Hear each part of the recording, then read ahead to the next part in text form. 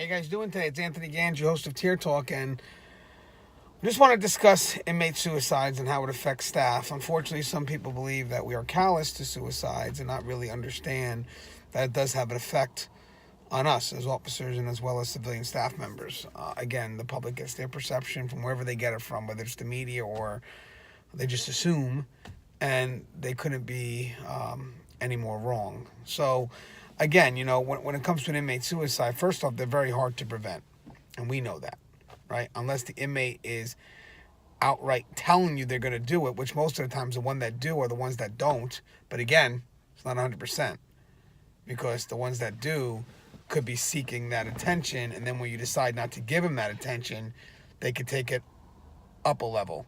And that's where it could become very dangerous. That's why we treat all threats to self-harm very seriously. It's like the boy that cries wolf, except in our case, we always respond. We have no choice. We have to respond.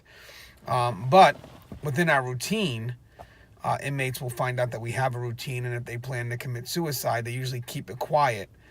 And we have to, kind of through experience, look for other behaviors that aren't so direct, very covert, if you will. Like the giving away of things or the talk of freedom. But having said that, as I said, it's very covert, and how they organize it is between our routine. If we have tours, and unfortunately some tours are mandated tours, inmates know when we're coming around, and they wait for us to pass them. And if they're going to do anything foolish, they do it within that gap. Or if we get caught with something else. Usually after we do our first tour, some of us go to our desk, and kind of do our paperwork, our log, or whatever it is, and that could tie us up for a bit.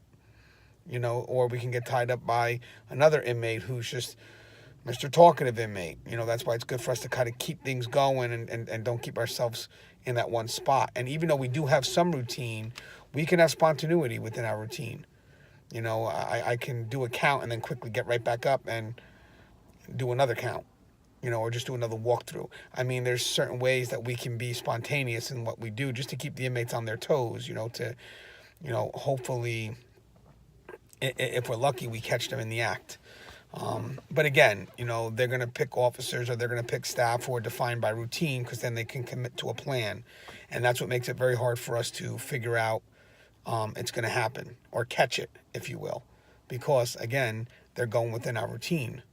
And, officers that are stuck in that routine, it's going to be hard for them to catch it because it's circumventing the officer's routine. Now, again, some people will look at us and say that we're callous, that we don't care about inmate suicides. And the reason why I'm going to strongly disagree is, first off, we're human. We're human. Some of us, unfortunately, don't let it affect us the way it should. And then that kind of plays out later on. When we deal with things like post-traumatic stress disorder, because we're watching people get killed or watching people dying right in front of us, and that takes a toll on us. But again, we work through it. But it doesn't mean we processed it correctly. It doesn't mean we've adjusted to it either. But because we feel that we can't be vulnerable, we hold ourselves in a certain way that kind of doesn't allow us to be vulnerable. And unfortunately, that could be a danger. That could present a danger. And there are some people that have defenses to that.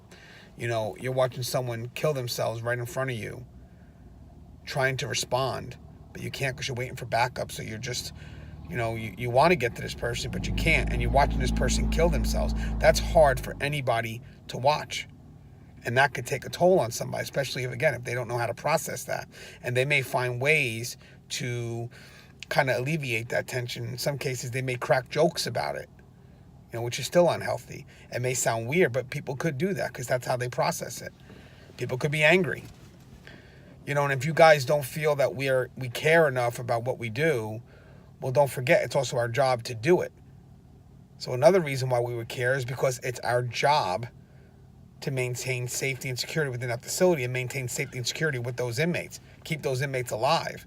So there are many of us professionals that take our job very seriously. And if an inmate dies on our shift, we hold ourselves responsible. So now, unfortunately, not just dealing with the suicide, we also got to wonder, are we going to get fired? Did we do what we were supposed to do? Even though we think we did, we don't know. And then we have to wait for the investigation to come through, which could take its toll. because we don't know if we're going to have a job. We don't know if management's going to back us. So again, we're not callous to suicides or inmate suicides. We are human, and we do care for the people that we have in our watch, and we do what we're supposed to do. And that job is to protect the facility and to protect those that reside in that facility. So again, it's just a little quick discussion. I had some time getting ready to go to a quick little luncheon with the NJACA, and waiting in the car for everybody to come. So I thought I'd just do a quick little dialogue, quick little vlog, if you will. But in closing, inmate suicides affect us all.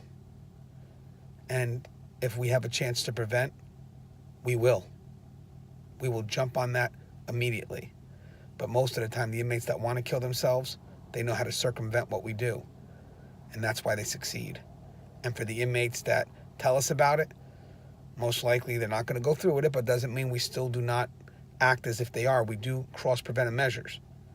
Because don't forget, in their need to get attention, maybe because they not really meaning to kill themselves, they want to move, so they're using a threat to hurt themselves so they can get something. They're motivated not to harm themselves. They're motivated because maybe they want, again, something like a move.